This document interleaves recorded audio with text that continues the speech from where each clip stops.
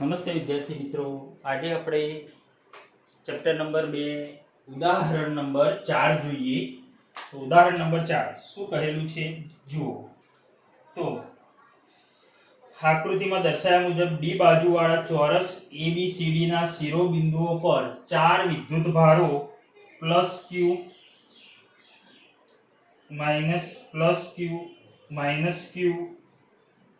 +q અને -q +q અને -q ગોઠવેલ છે. અહીં ચોરસની બધી બાજુઓ સમાન d d d d છે. ઓકે, હવે આ વિદ્યુત ભારો ગોઠવવા માટે જરૂરી કાર્ય શોધો. તો મિત્રો અહીંયા વિદ્યુત ભારોની ગોઠવણી માટેનું જરૂરી કાર્ય શોધવાનું છે. તો અહીં આપણે કાર્ય તો શોધીએ એ પહેલા એક કામ કરીએ. અહીં આને આપણે એ બિંદુ પર જે વિદ્યુત ભાર છે આને 1 નંબર કહીએ, આને 2 નંબર કહીએ, અને 3 નંબર કહો, અને ડી પરના વિદ્યુત ભારને 4 નંબર કહો. ઓકે, સારું. પછી આને જોડી દઈએ આપણે આના શિરોબિંદુઓ પરને, આ શિરોબિંદુઓને જોડી દઈએ. તો આ રીતે જોડી શકાય મિત્રો. ઓકે, આ રીતે જોડી શકાય. ઓકે, આને જોડી દીધું. આનું કેન્દ્ર થશે આ. ઓકે, એને O કહી દઈએ આપણે. ચલો હવે એક કામ કરીએ. અહીં આ AC અને આ BD જે કર્ણ છે, જે મિત્રો વિકર્ણ છે, સમાન હશે. તો મારે અહીં AC શોધવા છે. તો ત્રિકોણ ABC લઉં તો ત્રિકોણ ABC પરથી મારે લખવું હોય તો લખી શકાય AC² બરાબર AD² CD² એટલે કે D² D² બરાબર 2D². સો લખી શકાય AC બરાબર 2 નું વર્ગમૂળ √2 અને D² નું વર્ગમૂળ D. AC જેટલું AC હશે એટલું જ વિકર્ણ કયો હશે? BD હશે. તો બરાબર BD. ઓકે, તો વિકર્ણનો જે આપણે દાખલો ગણવા માટે જરૂરી રહેશે. ઓકે, એ જ રીતે મિત્રો અહીં કેન્દ્રથી અંતર OA OB આ બધા અંતરો કેવા હશે? OC OD સમાન હશે. તો આ અંતર સમાન અંતર R કહી દઉં. R અને R. તો અહીં લખાય OA બરાબર OB બરાબર OC બરાબર OD બરાબર R બરાબર કેટલું? તો કઈ નહીં, વિકર્ણથી અડધું થશે. અડધું એટલે કેટલું? તો √2D/2. અહીંયા 2 એટલે √2 ગુણ્યા √2 એટલે કે D/√2. યસ, આપણે દાખલો ગણવા કામમાં આવશે.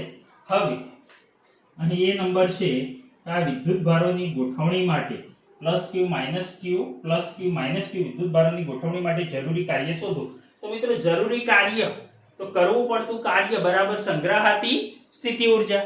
યસ, તો અહીં લખી શકાય મિત્રો કે આ વિદ્યુત ભારની ગોઠવણી માટેનું જરૂરી કાર્ય બરાબર સંગ્રહાતી સ્થિતિ ઊર્જા. મિત્રો આ સ્થિતિ ઊર્જા શાની હશે? તંત્રની. હંમેશા આ સ્થિતિ ઊર્જા શાની હોય? તંત્રની હોય. તો અહીં આપણે લખી શકીએ મિત્રો સ્થિતિ ઊર્જા શોધવી છે. તો અહીં તંત્રની સ્થિતિ ઊર્જા કેટલા? અહીં આપણે લખી શકીએ U બરાબર સ્થિતિ ઊર્જાનું સૂત્ર K Q1 Q2 upon બંને વચ્ચેનું અંતર. K Q1 Q2 upon R એટલે કે બંને વિદ્યુત ભારો વચ્ચેનું અંતર. તો સૌપ્રથમ તો અહીં આપણે લખીએ કરવું પડતું કાર્ય બરાબર સંગ્રહાતી સ્થિતિ ઊર્જા U બરાબર અહીં તંત્રની સ્થિતિ ઊર્જા થશે. યાદ રાખશો. તો તંત્ર તો કોનું? 1 અને 2 વિદ્યુત ભારો વડે બનતું તંત્ર, 1 અને 3 વિદ્યુત ભારો વડે બનતું તંત્ર, 1 અને 4 વિદ્યુત ભારો વડે બનતું તંત્ર. અહીં આપણે નક્કી કરી શકીએ મિત્રો કે તંત્રની સ્થિતિ ઊર્જા ગણીએ તો કેટલા ચાર વિદ્યુત ભારો જે શિરોબિંદુ પર છે એના વડે કેટલી સ્થિતિ ઊર્જાનો સરવાળો કરવો પડશે. તો અહીં આપણે સૂત્ર છે U બરાબર અહીં લખાય n-1/2. n-1/2 શિરોબિંદુ કેટલા છે? 1 2 3 અને 4 શિરોબિંદુ પર વિદ્યુત ભાર ગોઠવેલા છે. તો n બરાબર 4 લઈ લો. 4 બ્રેકેટમાં 4 - 1 ભાગ્યા 2. 4 - 1 એટલે 3, 4 તરી 12, 12 ભાગ્યા 2. તો ટોટલ કેટલા? 6 પોઈન્ટ આવશે મિત્રો સ્થિતિ ઊર્જાના. U1 U2 U3 U4 U5 અને U6. તો અહીં આપણે લઈએ તો +q પ્લસ ક્યુ અને માઇનસ ક્યુ વિદ્યુત ભારની સ્થિતિ ઉર્જા, તો પ્લસ ક્યુ માઇનસ ક્યુ એટલે 1 અને 2, તો અહીં લખાય U12 વત્તા મિત્રો એક સાથે બીજા કોની 1 અને 3 U13 વત્તા U14, યસ ને, U14 થઈ ગઈ 1 2 1 3 1 4. હવે 2 ઉપર આવો તો મિત્રો 2 1 એટલે 1 2 થઈ ગઈ, તો હવે 2 અને 3 તો U23 પ્લસ U24, યસ ને, U24 પ્લસ ચલો 2 4. હવે આગળ થશે ને, ચલો 3 ઉપર આવો તો 3 2 થઈ ગઈ, 3 1 થઈ ગઈ, તો આગળ જાઓ 3 4, 3 અને 4 વડે બનતા તંત્રની સ્થિતિ ઉર્જા U34. ઓકે, હવે 3 ની સાથે 1 પણ આવી ગયું 3 4. ઓકે, હવે 4 ઉપર આવો તો 4 ઉપર તો 4 1 થઈ ગઈ, 4 3 આવી ગયું, 4 3 આવી ગયું, 4 1 આવી ગયું કે નહીં? તો અહીં 1 2 3 4 5 6, યસ, ટોટલ 6 સ્થિતિ ઉર્જાઓનો સરવાળો. ઓકે, હવે U12, તો U12 આપણે અહીંયા લખવું હોય તો શું લખાય આ સૂત્ર મુજબ KQ and Q2 upon R. તો Q1 એટલે કેટલા પ્લસ Q અને Q2 એટલે માઈનસ Q. તો K plus Q minus Q upon બંને વિદ્યુત ભારો વચ્ચેનું અંતર કેટલું છે D. તો K upon D, તો KQ² upon D પણ કેવા માઈનસ, અહીં લખાય માઈનસ KQ² upon D. એ જ રીતે 1 3 તો અહીં પણ લખી દો મિત્રો K પ્લસ Q અને પ્લસ Q એટલે KQ² અને બંને વચ્ચેનું અંતર AC કેટલું છે આપણા જોડે છે √2D. તો અહીં લખાય પ્લસ KQ², સૂત્ર મુજબ આ સૂત્ર મુજબ KQ upon R એટલે આ બંને વચ્ચેનું અંતર વિદ્યુત ભારો વચ્ચેનું કેટલું √2D. તો √2D. ઓકે, અહીં લખાય KQ² upon √2D પ્લસ 1 4, 1 અને 4 તો શું થશે પ્લસ Q અને minus Q, plus Q minus Q એટલે કે માઈનસ થશે ને, માઈનસ KQ² upon 1 અને 4 વચ્ચેનું અંતર D, તો KQ² upon D. પછી 2 3, 2 અને 3, તો 2 અને 3 અંતર D અને માઈનસ Q ને પ્લસ Q એટલે કે minus Q plus Q, KQ² upon અંતર D, તો KQ² upon D પણ કેવા માઈનસ KQ² upon D. 2 4 તો પ્લસ માઈનસ Q અને માઈનસ Q અહીં લખી દો મિત્રો માઈનસ Q અને માઈનસ Q અને અંતર કેટલું બંને વચ્ચેનું BD એટલે કે શું થશે √2D. તો માઈનસ માઈનસ પ્લસ, તો plus KQ² upon √2D. Okay, અને છેલ્લે 3 4 તો પ્લસ Q માઈનસ Q એટલે માઈનસ પ્લસ Q ને માઈનસ Q, માઈનસ KQ² બંને વચ્ચેનું અંતર D, તો minus KQ² upon D. Clear મિત્રો? તો આ ખાસ ખ્યાલ તમને હોવો જોઈએ U બરાબર KQ and Q2 upon R સૂત્ર પરથી. ઓકે, હવે આનો સરવાળો કરી દો મિત્રો તો KQ² upon D minus KQ² upon D minus KQ² upon D minus કેટલા પદો છે આવા 4 પદો છે 2 3 અને 4. તો 4 વખત KQ² માઈનસ 4 વખત KQ² upon D અને KQ² upon √2D કેટલા વખત 2 વખત, તો પ્લસ 2 વખત KQ² upon √2D લખી શકાય આ રીતે. ઓકે, સારું. હવે એક કામ કરીએ, બંનેમાંથી જે કોમન નીકળતું હોય આપણે કાઢી લઈએ. તો બંનેમાંથી કોમન કાઢીશું તો શું નીકળશે મિત્રો KQ² upon D. ઓકે, અને અહીં 2 છે તો 2 upon √2 એટલે કે √2 જતા રહેશે તો શું વધશે √2 વધશે અહીં. ઓકે, તો અહીં કોમન કાઢી દઈએ KQ² upon D અને માઈનસ પણ બહાર કાઢી દઈએ મિત્રો, માઈનસ કે તમારી ચોકડી જેવો જવાબ લાવવા minus KQ² upon D common કાઢી દઈએ તો અહીં શું વધ્યું 4 અને આ પ્લસ માઈનસ બહાર કાઢ્યા તો માઈનસ 2 upon √2 એટલે કે √2 વધશે અહીંયા, √2 જતા રહે તો 4 માઈનસ √2. મિત્રો આટલા જૂલ તંત્રની સ્થિતિ ઊર્જા એટલે કે કરવું પડતું કાર્ય બરાબર સંગ્રહાતી સ્થિતિ ઊર્જા એટલે કે આટલા જૂલ તમને ઊર્જા મળશે. હજી પણ આગળ લખવું હોય તો k ની જગ્યાએ શું લખી દો 1/4 પાઈ એપ્સિલોન 0 લખી દો. ઓકે, તો 1/4 પાઈ એપ્સિલોન 0 એટલે કે -q² બરાબર લખાય -q²/4 પાઈ એપ્સિલોન 0 d બ્રેકેટમાં 4 - √2 જૂલ. આટલું કાર્ય કરવું પડે. બરાબર છે. હવે મિત્રો એક કામ કરીએ, બીજો ભાગ કંઈક કીધો છે બી નંબર.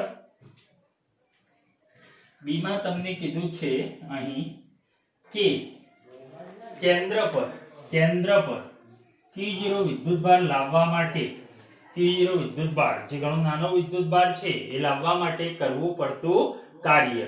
તો મિત્રો અહીં Q0 વિદ્યુતભાર લાવવો છે તો કંઈ વાંધો નહીં, પરંતુ અહીં +q -q +q -q આ વિદ્યુતભારો હાજર છે એટલે કે આ બધાના સ્થિતિમાનો મિત્રો આ બધાના વિદ્યુત ક્ષેત્રો વિરુદ્ધ તમારે શું કરવું પડે છે? કાર્ય કરવું પડે છે.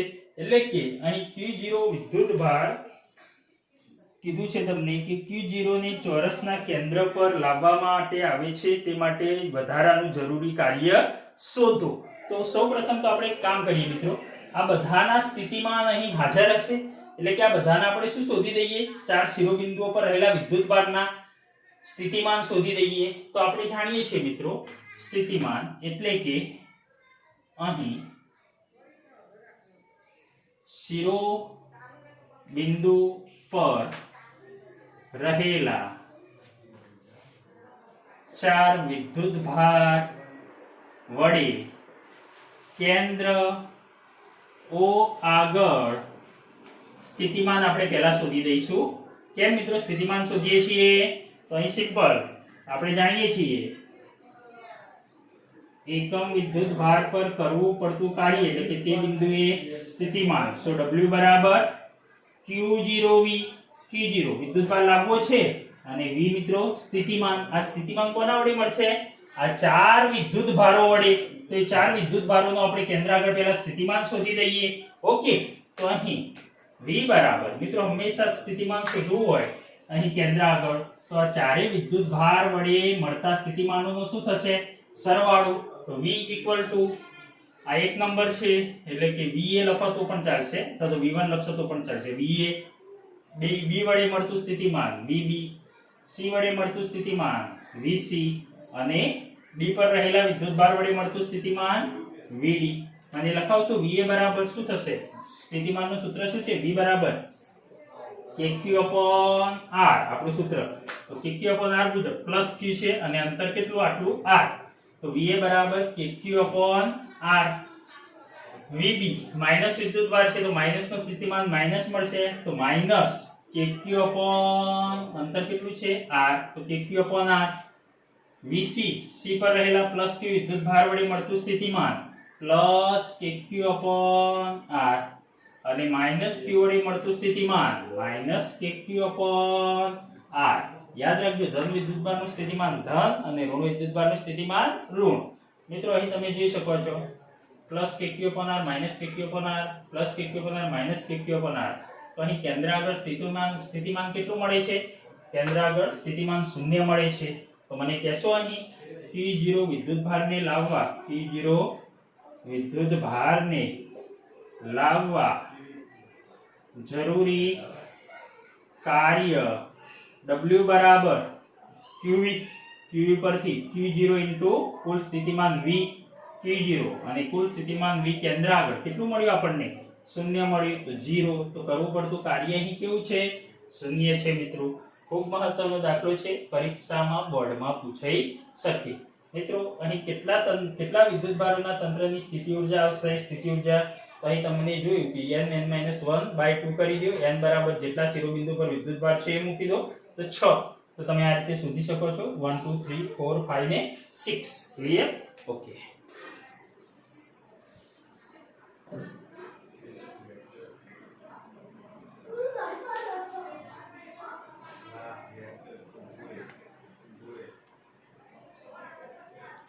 હવે મિત્રો ઉદાહરણ નંબર 5 જોઈએ. તો ઉદાહરણ નંબર 5 કે -9 સેન્ટીમીટર 00 અને 9 સેન્ટીમીટર 00 સ્થાનોએ રહેલા બે વિદ્યુતભારો અનુક્રમે 7 માઇક્રોકુલમ અને 2 માઇક્રોકુલમના તંત્રની બાહ્ય વિદ્યુત ક્ષેત્ર વિના સ્થિતિ ઊર્જા શોધો. મિત્રો અહીં આ ઉગમ બિંદુ લઈ લઈએ આપણે. ઓકે, અહીં -900 એટલે કયા અક્ષ ઉપર આવશે? પહેલો અક્ષ છે x અક્ષ છે, y અને z કેવા છે? 0 એટલે કે એની ઋણ x અક્ષ અને આ ધન x અક્ષ. ઓકે, આ y. ઓકે, તો અહીંયાથી ધારો કે અહીંયા કોઈ વિદ્યુતભાર છે, પહેલો વિદ્યુતભાર q1 બરાબર તમને આપ્યું છે 7 માઇક્રોકુલમ. યસ ને મિત્રો? -9 સેન્ટીમીટર 00 કયો વિદ્યુતભાર છે? 7 માઇક્રોકુલમ છે. અને 900 બિંદુએ કયો વિદ્યુતભાર છે? -2 માઇક્રોકુલમ છે. -2 માઇક્રોકુલમ. તો અહીં -9, તો આ બાજુ આ -9 અંતર થશે ઋણ x અક્ષ પર, એટલે કે આટલું અંતર આમ મૂલ્યમાં તો 9 સેન્ટીમીટર અહીંથી o બિંદુથી, એટલે કે 0 થી. ઓકે, તો અહીં વિદ્યુતભાર છે 7 માઇક્રોકુલમ એટલે 7 × 10⁻6 કુલમ. ઓકે, અને અહીં બીજા કેટલા અંતરે? 900 એટલે 9 સેન્ટીમીટર, પણ કેવા? ધન, એટલે કે 9 સેન્ટીમીટર અંતરે, બીજા 9 સેન્ટીમીટર અંતરે અહીં વિદ્યુતભાર q2 બરાબર કેટલા છે? -2 માઇક્રોકુલમ, એટલે કે 2 × 10⁻6 કુલમ. ઓકે, હવે મિત્રો આ બે વિદ્યુતભારો વચ્ચેનું અંતર કેટલું કીધું? +9 અને આ માઈનસ, પણ મૂલ્યમાં અંતર તો 9 ને, તો 9 ને 9 બંને વચ્ચેનું અંતર કેટલું? 18 સેન્ટીમીટર. ઓકે, સારું. બંને x અક્ષ ઉપર જ છે, y અને z એમ બંનેના કેવા છે? 0 છે. તો તમને કીધેલું છે કે બાહ્ય વિદ્યુત ક્ષેત્ર વિના વિદ્યુત સ્થિતિ ઊર્જા ગણો. તો મિત્રો પહેલા તો આ બંને વિદ્યુતભારો વચ્ચેનું અંતર r બરાબર 9 સેન્ટીમીટર પ્લસ 9 સેન્ટીમીટર. યસ, કેટલું થશે? 18 સેન્ટીમીટર, એટલે કે 18 × 10⁻2 મીટર, એ 0.18 મીટર.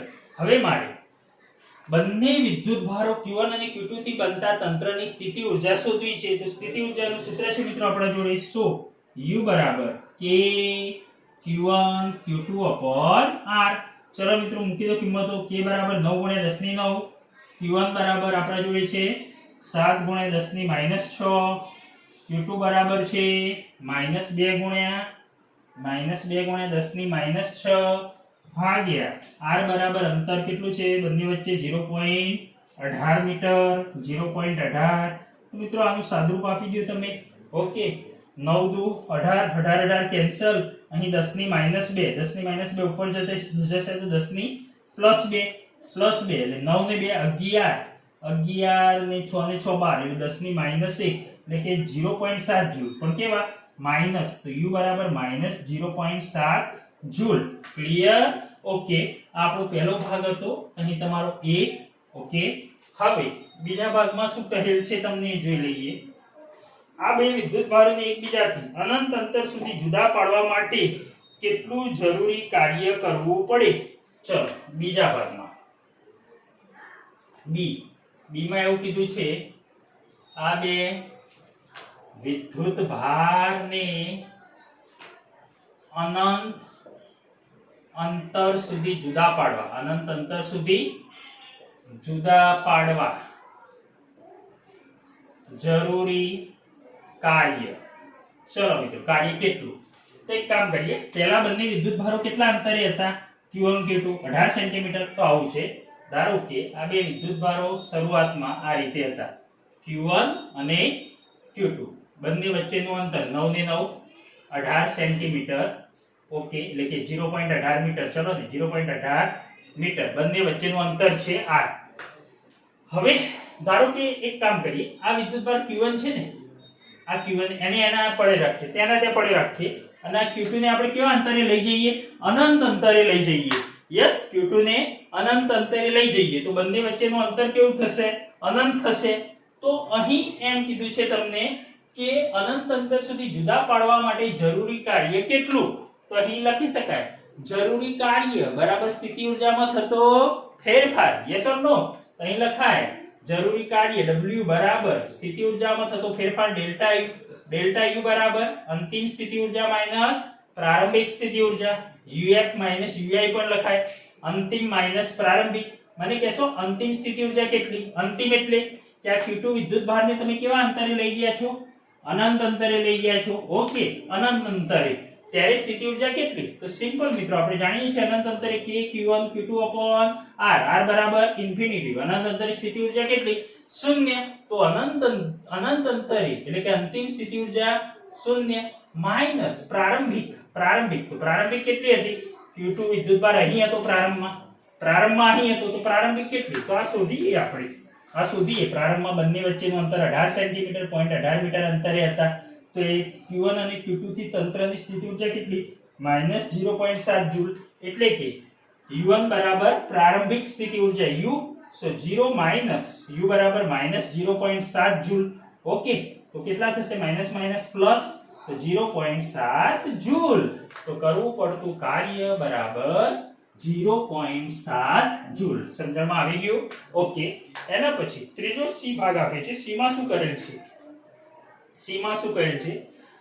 ધારો કે આ વિદ્યુતભારના તંત્રને બાહ્ય વિદ્યુત ક્ષેત્ર E બરાબર A1/r². બાહ્ય વિદ્યુત ક્ષેત્ર આપ્યું છે મિત્રો. બાહ્ય વિદ્યુત ક્ષેત્ર E A બ્રેકેટમાં 1/r², એટલે કે A/r². ઓકે, મૂકવામાં આવે છે. જે A બરાબર 9 × 10⁵ ન્યૂટન, જ્યાં A બરાબર 9 × 10⁵ ન્યૂટન કુલમ -1 મીટર સ્ક્વેર આપેલ છે. તો આ તંત્રની વિદ્યુત સ્થિતિ ઊર્જા કેટલી હશે? તો મિત્રો આ તંત્રની વિદ્યુત સ્થિતિ ઊર્જા શોધવાની છે. ચલો એક કામ કરીએ. હવે આપણે આ જે વિદ્યુત ભાર છે એના તંત્રની સ્થિતિ ઊર્જા, પણ કેવા વિદ્યુત ક્ષેત્રમાં? બાહ્ય વિદ્યુત ક્ષેત્રમાં. તો અહીં એક કામ કરીએ. ધારો કે આ રીતે આપણે બતાવી શકીએ. યસ, અહીં બે વિદ્યુત ભારો આપણા પડેલા છે, A બિંદુ અને આ B બિંદુ પર. ઓકે, બે વિદ્યુત ભારો છે Q1 અને Q2 વિદ્યુત ભારો છે, તથા અહીં મિત્રો તેમની વચ્ચેનું અંતર ધારો કે કેટલું છે? r છે. એમની વચ્ચેનું A અને B વિદ્યુત ભારો વચ્ચેનું અંતર r છે. તમારે બાહ્ય વિદ્યુત ક્ષેત્રની હાજરીમાં તંત્રની સ્થિતિ ઊર્જા શોધવાની છે. તો ચલો બાહ્ય વિદ્યુત ક્ષેત્રની હાજરીમાં એક કામ કરીએ આપણે મિત્રો. અહીં આ જે વિદ્યુત ક્ષેત્ર છે E બરાબર A/r², એટલે કે સમાન વિદ્યુત ક્ષેત્ર E માં આ બંને વિદ્યુત ભારો છે સમાન વિદ્યુત ક્ષેત્ર. ધારો કે અહીંયા વિદ્યુત ક્ષેત્ર કોણ હતો? આ રીતે વિદ્યુત ક્ષેત્ર છે, આ રીતે વિદ્યુત ક્ષેત્ર છે. યસ, આ બાજુ વિદ્યુત ક્ષેત્ર કોણ હતો? આ રીતે. યસ, સમાન વિદ્યુત ક્ષેત્ર આ રીતે છે બંને બાજુ સમાન વિદ્યુત ક્ષેત્ર. કેટલું છે? E બરાબર A/r². ઓકે, આટલું વિદ્યુત ક્ષેત્ર છે બંને બાજુ. E A/r². અને આટલું અંતર કેટલું છે? r. ઓકે, દેખાય છે તમને? આ જોઈ લઉં. યસ, દેખાય છે મિત્રો. હવે બાહ્ય વિદ્યુત ક્ષેત્ર આપી છે E બરાબર A1/r², એટલે કે A/r². બાહ્ય વિદ્યુત ક્ષેત્રમાં તંત્રની સ્થિતિ ઊર્જા કેટલી? તો આપણે જાણીએ છીએ બાહ્ય વિદ્યુત ક્ષેત્રમાં સૂત્ર આપણને ખબર છે. બાહ્ય વિદ્યુત ક્ષેત્રમાં તંત્રની વિદ્યુત સ્થિતિ ઊર્જા બરાબર, આપણે સૂત્ર તારવેલું છે થિયરીમાં, બે વિદ્યુત ભારોના તંત્રની બાહ્ય વિદ્યુત ક્ષેત્રમાં સ્થિતિ ઊર્જા કેટલી? તો Q1 VA અથવા તો V/R1 તમે લખતા હતા. યસ, પ્લસ Q2 VB એટલે કે V/R2 plus K Q1 Q2 upon R12. શું સૂત્ર હતું આપણું? આ V/R1, એટલે કે અહીં ધારો કે હું Q1 VA લખી દઉં plus Q2 VB plus K Q1 Q2 upon R12.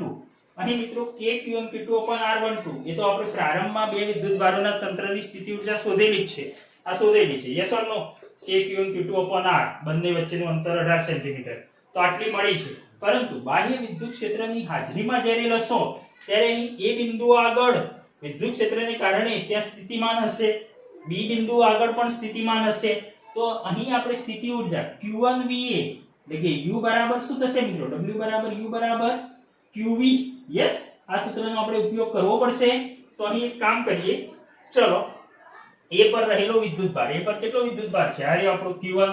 અહીં વિદ્યુતભાર છે 7 × 10⁻6 અને અહીં વિદ્યુતભાર છે -2 × 10⁻6.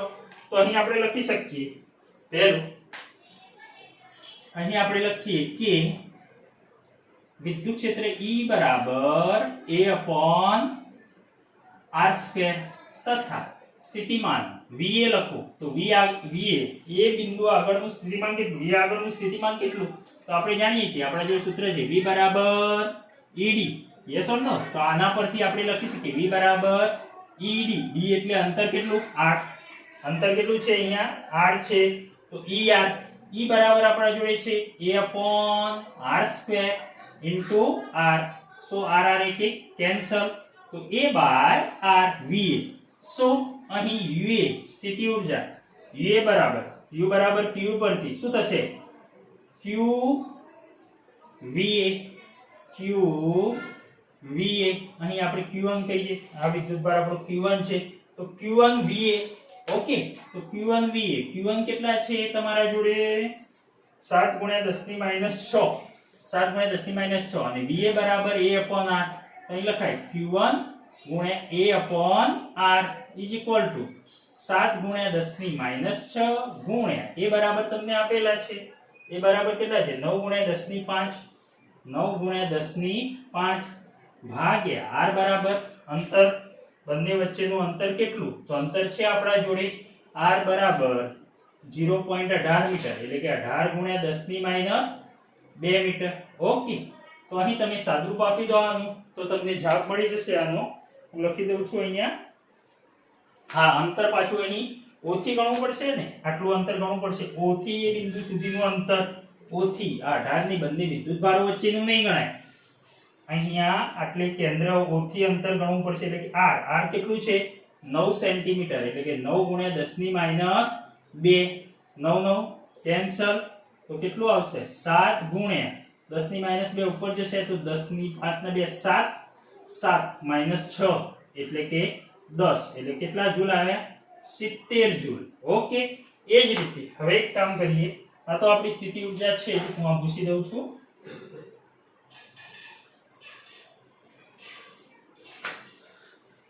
હવે આપણે લખી શકીએ એ જ રીતે B બિંદુ આગળ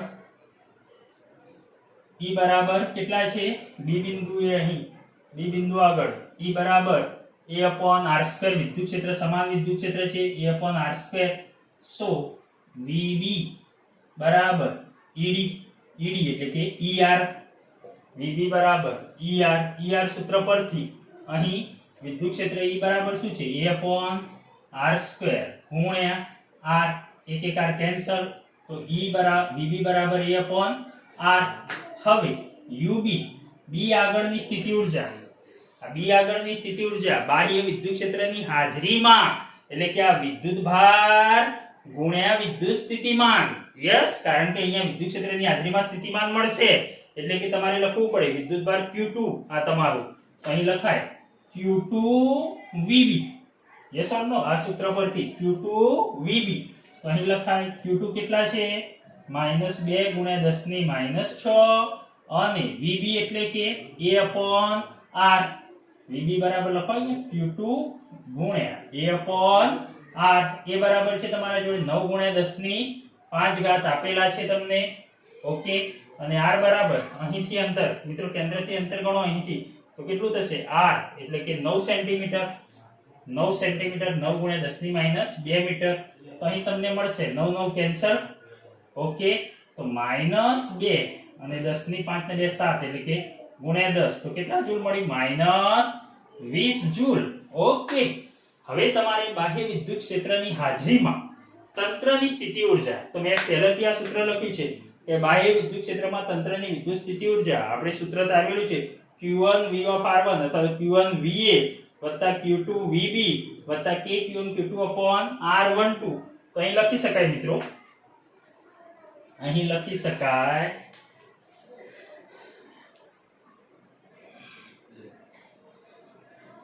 so બાહ્ય વિદ્યુત ક્ષેત્રની હાજરીમાં તંત્રની સ્થિતિ ઊર્જા U બરાબર તંત્રની સ્થિતિ ઊર્જા બરાબર Q1 VA plus Q2 VB. આ મિત્રો આ Q1 VA Q2 VB ક્યાં શોધ્યું? વિદ્યુત ક્ષેત્રની હાજરીમાં. કારણ કે અહીંયા સ્થિતિમાન V હતું ને અહીંયા સ્થિતિમાન VB હતું. એ હાજરીમાં બંને બાજુ સમાન વિદ્યુત ક્ષેત્ર આપણે એ ગણી લીધું. ઓકે, અહીંયા અને અહીંયા. ઓકે, વત્તા U એટલે કે K Q1 Q2 R. ક્યારે મિત્રો? આ સ્થિતિ ઊર્જા ક્યારની? તો જ્યારે વિદ્યુત ક્ષેત્ર હાજર નથી ત્યારે. તો એ તો કઈ આપણી આ સ્થિતિ ઊર્જા વિદ્યુત ક્ષેત્ર હાજર નહોતું ત્યારે તંત્રની શોધવી પડે ને. પછી આપણે શું લાગુ પાડ્યું? વિદ્યુત ક્ષેત્ર લાગુ પાડ્યું. તો વિદ્યુત ક્ષેત્ર લાગુ પાડ્યું એટલે આ બંને ખરા સ્થિતિમાનો VA અને VB. તો એ આપણે શોધી દીધા. Q1 VA શોધ્યા અને આ Q2 VA શોધી દીધા. આપણે Q2 VB શોધી દીધા. તો લખી દો અહીં Q1 VA એટલે કે UA plus UB plus U. Yes, તંત્રની સ્થિતિ ઊર્જા. તો UA તમને મળ્યા 70 જૂલ, UB મળ્યા તમને -20 જૂલ, અને U બરાબર તમને મળેલા છે શરૂઆતમાં વિદ્યુત ક્ષેત્રની ગેરહાજરીમાં -0.7 જૂલ. તો મળશે મિત્રો 70 ઓછા 20 50 50 ઓછા 0.7 એટલે કે 49.3 જૂલ.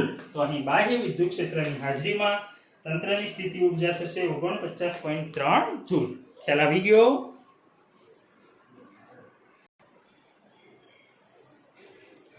ઉદાહરણ નંબર 6 મિત્રો. ઉદાહરણ નંબર 6 માં શું કીધું છે? રકમ જોશો. એક દ્રવ્યના અણુને 10⁻29 કુલમ મીટર જેટલી કાયમી વિદ્યુત ડાયપોલ ચાક માત્રા છે. આ દ્રવ્યના 1 મોલ જથ્થાને 10⁶ વોલ્ટ પ્રતિ મીટર મૂલ્યનું પ્રબળ વિદ્યુત ક્ષેત્ર લગાડીને ધ્રુવીભૂત કરેલ છે. અહીં વિદ્યુત ક્ષેત્ર મિત્રો પ્રબળ વિદ્યુત ક્ષેત્ર E બરાબર આપ્યું છે 10⁶ વોલ્ટ પ્રતિ મીટર. ઓકે, અને અહીં કીધું છે દ્રવ્યના અણુને 10⁻29 કુલમ મીટર જેટલી કાયમી વિદ્યુત ડાયપોલ ચાક માત્રા છે. એટલે કે દરેક અણુની ડાયપોલ ચાક માત્રા તમને આપી છે. દરેક અણુની દ્રવ્યના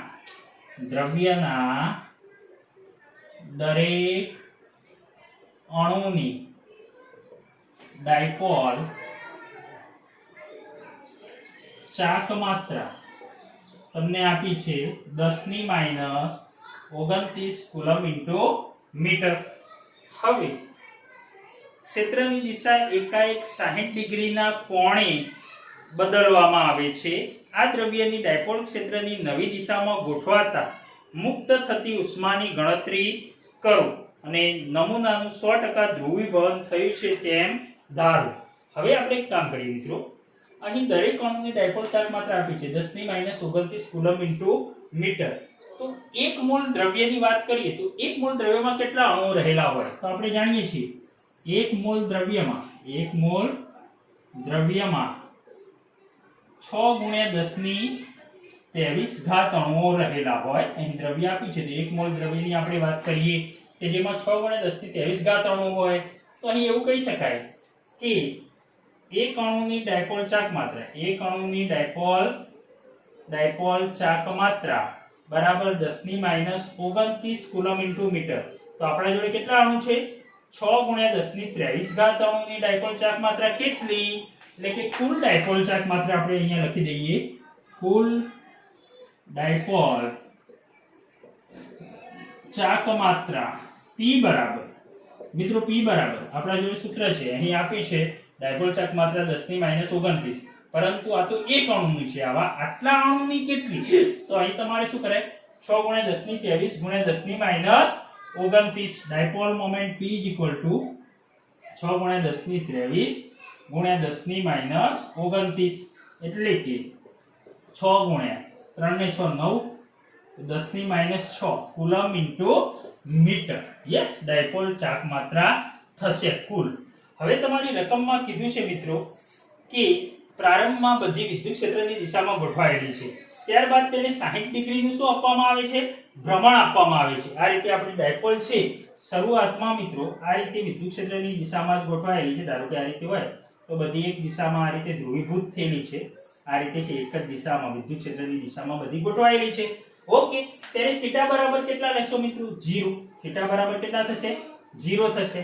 તો અહીં પ્રારંભમાં આપણે એક કામ કરીએ, પ્રારંભમાં આપણે સ્થિતિ ઊર્જા શોધી દઈએ. ઓકે, તો પ્રારંભિક સ્થિતિ ઊર્જા ક્યારે મિત્રો? થીટા બરાબર કેટલા છે? 0. ઓકે, ડાયપોલ બધી વિદ્યુત ક્ષેત્રની દિશામાં ગોઠવાયેલી છે ત્યારની વાત છે. તો અહીં પ્રારંભિક સ્થિતિ ઊર્જા u1 કહીએ તો u1 મિત્રો આપણા જે સૂત્ર છે u બરાબર -p ડોટ e બરાબર -pe cos થીટા, એટલે કે -pe cos થીટા.